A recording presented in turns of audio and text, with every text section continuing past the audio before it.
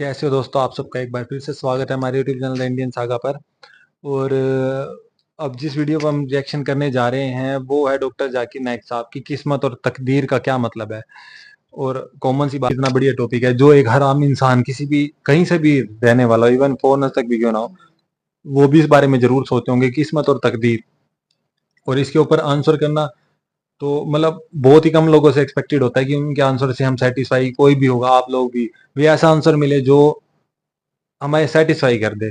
तो देखते हैं कि डॉक्टर जाकिर साहब के क्या इस पर विचार है, और मतलब कितना वो हम उनसे सहमत हो पाते हैं, क्योंकि इस मामले में तो मेरे को लगता है कि इनकी बात जायज ही जाएगी बहुत ज्यादा, क्योंकि इनकी बेसिक नॉलेज जो संसार के प्रति, चीजों के प्रति है, वो भी बड़ी अच्छी है। तो सुनते हैं, फिर इसके बारे में बात करते हैं। One more question has been posed by non-Muslim. If predestination is true, then God causes us to sin. If God causes us to sin, yet damns to sinners to eternal punishment, then God is not good. Therefore, non-Muslim concludes, if God is good, then either predestination is not true, or else God does not damn sinners to eternal punishment. Please satisfy the contradiction that others. एक गैर मुसलमान सवाल कर रहा है तकदीर के ऊपर। अगर अल्लाह सुब्हाना व तआला अपनी तकदीर लिखता है तो हम अगर गलती करते हैं तो दोषी कौन? अल्लाह सुब्हाना व तआला। अगर मैं तकदीर में लिखा है कि हम खून करेंगे और हम आदमी का खून कर लेते तो कौन जिम्मेदार?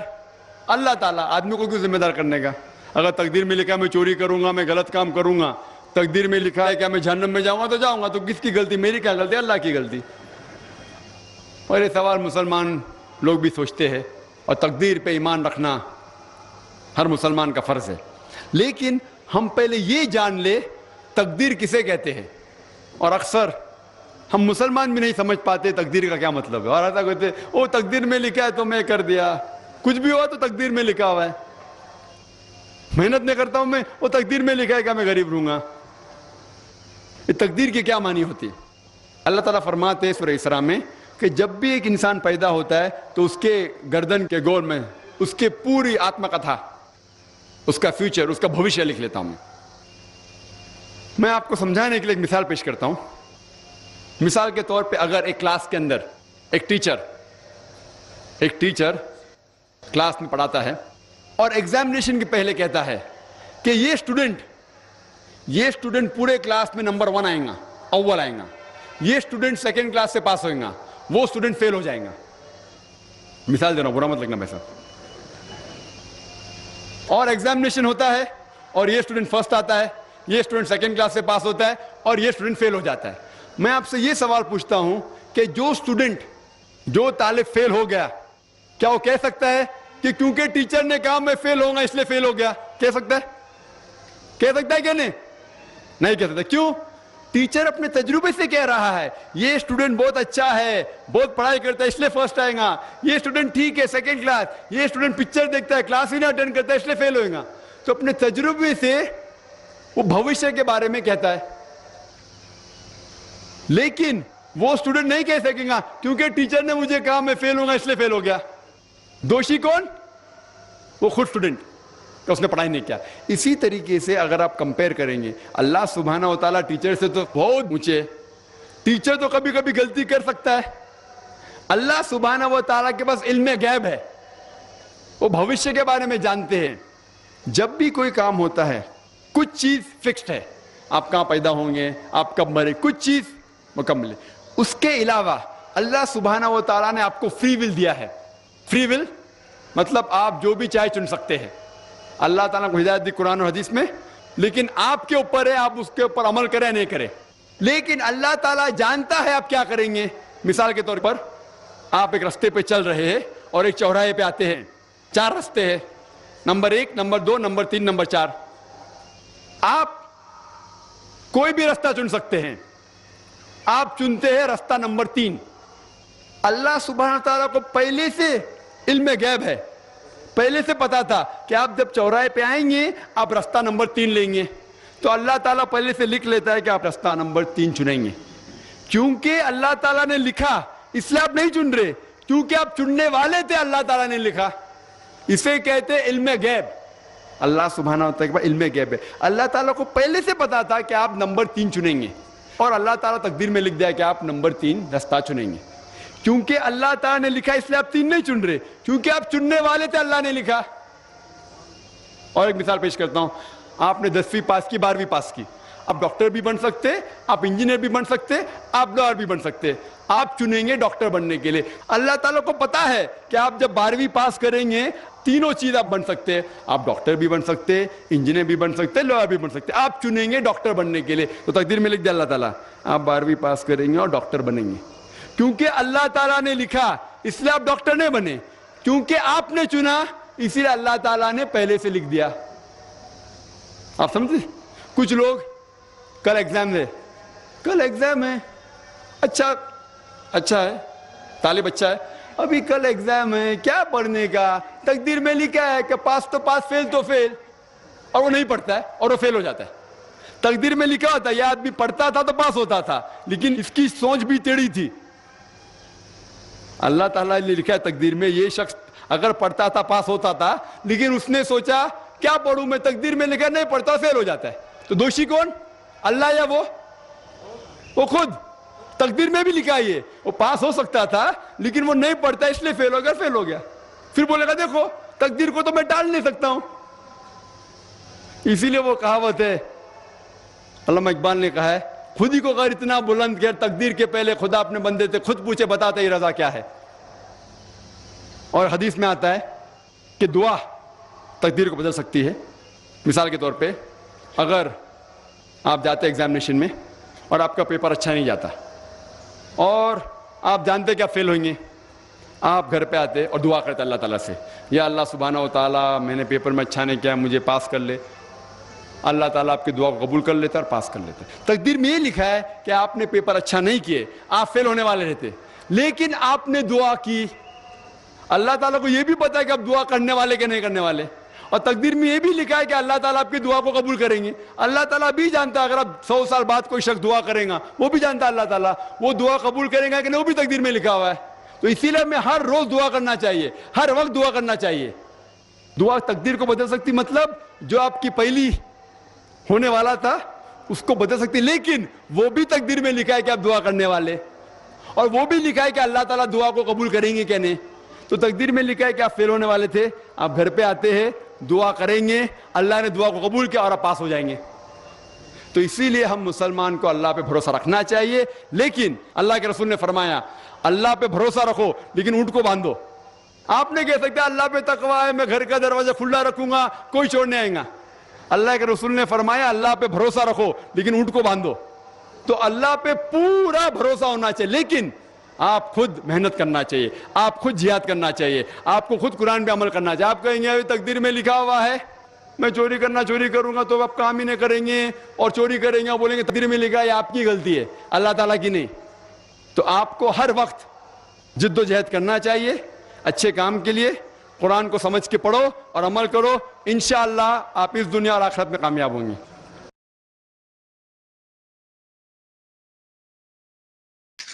तो दोस्तों ये थी वीडियो, और वाकई हम इसमें कुछ सिखाने के लिए नहीं कहेंगे कि हम सिखाना चाहते हैं, क्योंकि जो इन्होंने आंसर दिया वो पूरा 100% सेटिस्फाई करने वाला है। उसका एक रीजन बताता हूँ क्यों। क्योंकि ये थॉट्स हर कोई सोचता है, हमने भी सोचे हैं, हर बार सोचते हैं, हम कह देते हैं कि जो ऐसा लिखा हुआ है वाकई ये बात हर घर में बुलती होगी। और ये हमने भी सोचा हुआ है कि भाई अगर थोड़ा सा जो हमारा कंफ्यूजन, मेरा थोड़ा सा कंफ्यूजन और भी था, जो इन्होंने बड़ी अच्छी तरीके से क्लियर कर दिया। वो ये था कि जैसे हम कहते हैं ना कि भाई रस्ते हैं, कॉमन सी बात है, मेरी लाइफ में था तो मैं चुन लूंगा ये वाला, अगर लिखा ही हुआ पहले से। इन्होंने जो बात करेक्ट करी ना वो ये, तुम ये चुनने वाले हो, इसलिए अल्लाह ताला वो पहले लिख देता है। ये नहीं कि पहले लिख दिया फिर तुम चुन रहे हो, तुमने चुनना है इसलिए उन्होंने लिख दिया, तुमने ऐसा करना है कार्य। और वो तो परमात्मा तो जान ही सकता है यार, आगे आने वाली चीजों को, पीछे वाली को, सबको जानता है वो, आगे किस किस ने जन्म लेना है, हर चीज का परमात्मा को पता है। बट तुम ऐसा करने वाले हो क्योंकि फ्री विल में हो, मतलब फ्री, तुम्हारे कर्म, तुम्हारे एक्शन फ्री रखे गए हैं। तो तुम क्या एक्शन चूज करने वाले, परमात्मा तो जान ही जाने, वो जान लेता है कि तुम ये एक्शन लोगे, इसीलिए वो उसके अंदर पहले लिख देता है कि भी ऐसे है कि नहीं। मतलब और इससे आगे तो मैं कुछ नहीं कहूंगा, बाकी समझने वाली बात इसी थी। मेरे को तो बिल्कुल एग्जैक्ट समझ आई, जो परफेक्ट थी समझाने के लिए, जो भी कंफ्यूजन एक ही चीज का होगा, दूर होगा। कॉमन सी बात है ना। एक और बात इन्होंने बोली कि भाई अगर आप भाई ऊँट बांध के आराम से ऊँट बिना खुला छोड़े सो जाओ, भाई परमात्मा देख लेगा, ऐसा नहीं है। बड़ी अच्छी बात है। ऐसी कई बार बात हुई थी, एक बार मेरे को किसी ने कही, रोड पे एक्सीडेंट होते हैं तो लोग कहते हैं हेलमेट डाले ना डाले, मौत आनी तो आएगी। वो तो बात की बात है, आएगी नहीं आएगी, आप हेलमेट तो डालो ना। ये कॉमन सी बात है, आप बच जाओ, कुछ भी हो जाए, 100 बातें होती हैं। लेकिन आप अपनी तरफ से ही पहले वो करके चलोगे तो फिर वो तो मौत का सीधा सीधा घर हो गया ना। मतलब बहुत सारी परसेंटेज दे दी और फिर भगवान को हो गया। तो वही बात है ना। तो बड़ी अच्छी बात इन्होंने बताई कि आप अपनी तरफ से पूरे एक्शन लो, अपनी तरफ से अच्छे काम करो, और जो जो करने की सोच रहे हो उसके बाद अगर आपसे कोई दिक्कत होती है तो आप दुआ करो, तो दुआ उस चीज को बदल देगी। कहते हैं जो बात उससे, कहते हैं जो बात दवा से होती नहीं, वो बात दुआ से होती है ना। तो ये बात होती है, बिल्कुल होती है, जायज है कि बनाने वाले के आगे हम अरदास करेंगे और किसको करेंगे कि तुम्हारा बदल, कि हमसे कुछ ये हो गया, थोड़ा वो हो गया, जो भी है तो वो बदल देगा परमात्मा। बहुत नाइस मैसेज जो अच्छे तरीके से समझाया। मुझे पता था ये इस तरीके की बातें बहुत अच्छे से समझा सकते हैं, जो कि आप बताओ अब। वैसे अच्छा एक्सप्लेन सब कुछ तो निखिल ने कर ही दिया है, हाँ। हमारे लिए तो कुछ छोड़ा ही नहीं है। नहीं नहीं, हमने तो वही बात रिपीट ही करी जो उन्होंने कही है। इसमें हाँ, कुछ अपनी तरफ से बोलने वाला था ही नहीं, वो एग्जैक्ट हाँ। डेफिनेशन थी जो उन्होंने और दी है। हम भी यही कहेंगे कि इन्होंने जो कुछ बताया हम उसके साथ पूर्ण रूप से सहमत हैं। यही लगा लीजिए कि परमात्मा ने हमें एक ऊर्जा दी है, हमें अपना दिमाग दिया है। अगर ऐसा होता तो परमात्मा हमें ये ऊर्जा या दिमाग नहीं देता। भाई जो कुछ इनसे होना है अपने आप करते चले जाएंगे। आप यही लगा लो कि जैसे बिजली है, ये एक ऊर्जा है। अब यही बिजली इंसान को जीवन देती है और यही बिजली से इंसान अगर गलती करेगा तो इसी बिजली के कारण मौत हो जाती है। यही बिजली का हम इस्तेमाल करते हैं, हमें फ्रिज में ठंडा ठंडा पानी मिलता है मौसम के अनुसार। यही बिजली जब सर्दियों में हम इस्तेमाल करते हैं तो गीजर में जो पानी डलता है वो हमें गर्म मिलता है। तो इस ऊर्जा का हमने फायदा कैसे उठाना है? जो परमात्मा ने हमें ऊर्जा दी है, ऊर्जा के साथ हमें दिमाग भी दिया है।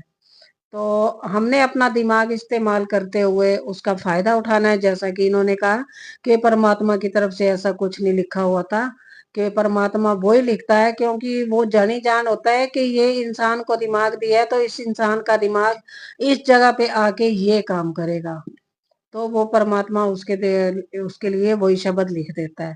तो फिर हम कह देते हैं कि तकदीर में यही लिखा हुआ था, होना हो गया। इसका मतलब ये है कि हम जैसे भी हैं, एक्शन हमारे हाथ में है खुद को बदलने का, वो हमारी तकदीर में नहीं है। अगर हम गंदे हैं तो हम अच्छे बन सकते हैं। हमारा स्वभाव तीखा है, गुस्सैला है, ठंडा है, प्यारा है, जो भी है वो बदलना आपके हाथ में ही है।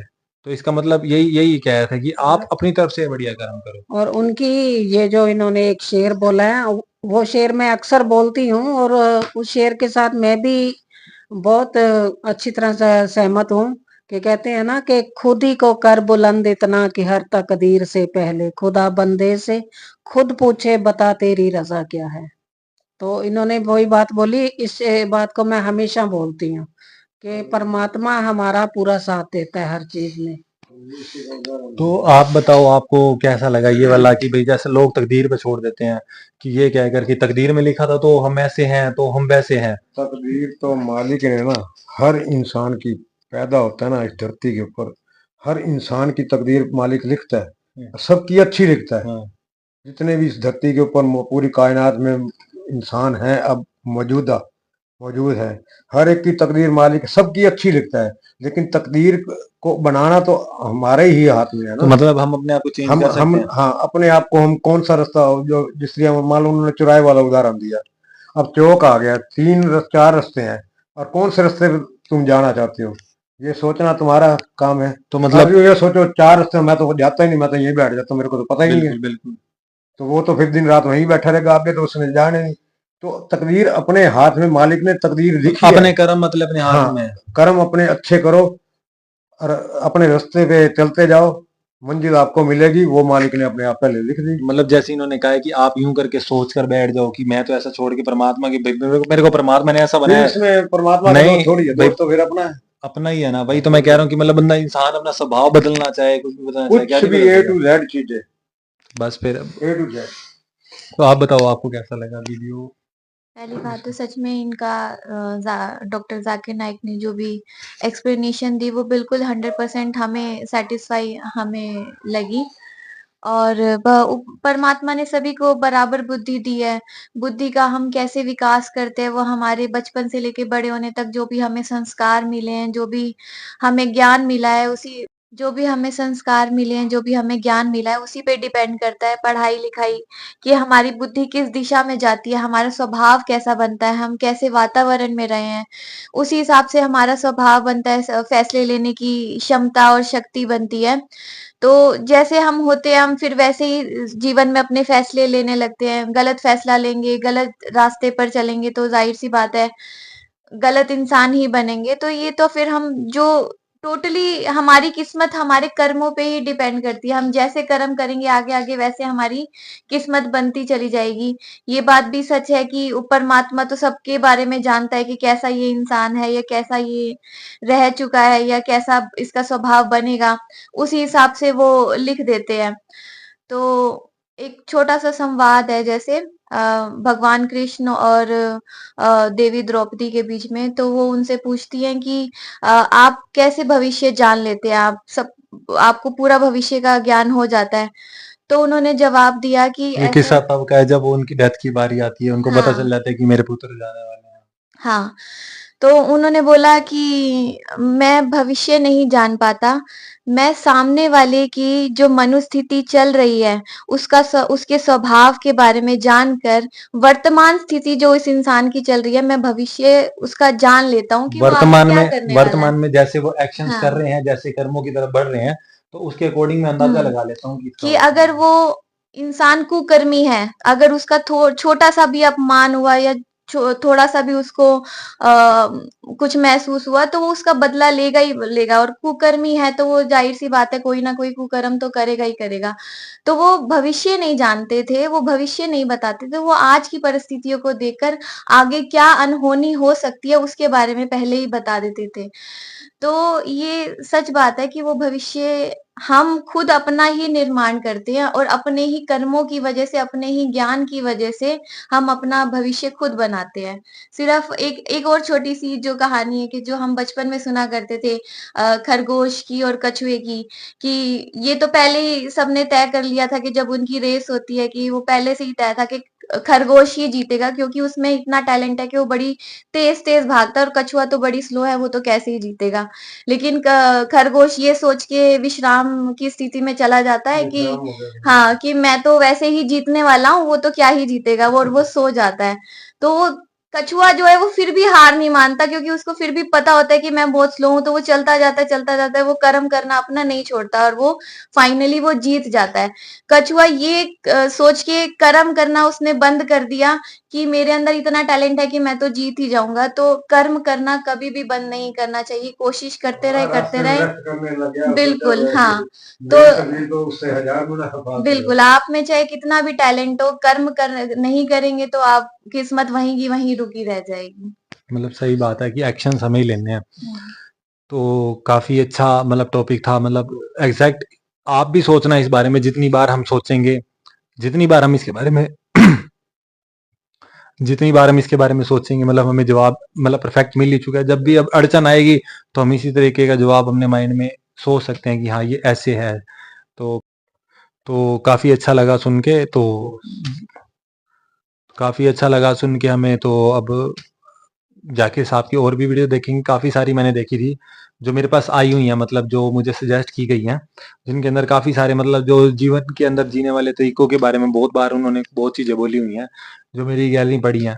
तो जल्दी उन वीडियो के साथ भी सामने आएँगे क्योंकि इनके समझाने का तरीका बहुत अच्छा है। जैसे अली मिर्ज़ा जी का, इनका, इसरार साहब का, नुमान अली खान जी का, ये कुछ ऐसे स्कॉलर्स हैं जो बेसिकली बात मतलब डायरेक्ट हिट करते हैं, मतलब वो समझ में आती है। तो मिलते हैं आपसे जल्दी नेक्स्ट वीडियो में। आप लाइक, सब्सक्राइब और शेयर करना ना भूलना, जिससे वीडियो सब तक पहुंचे। ये वीडियो सब तक पहुंचाई जानी चाहिए। मैं हमेशा कहता हूँ अच्छी वीडियोस, क्या पता हमारे जरिए, आपके जरिए किसी को ये सवालों के जवाब मिल जाएं और वो अपनी उलझनों से दूर हो जाए।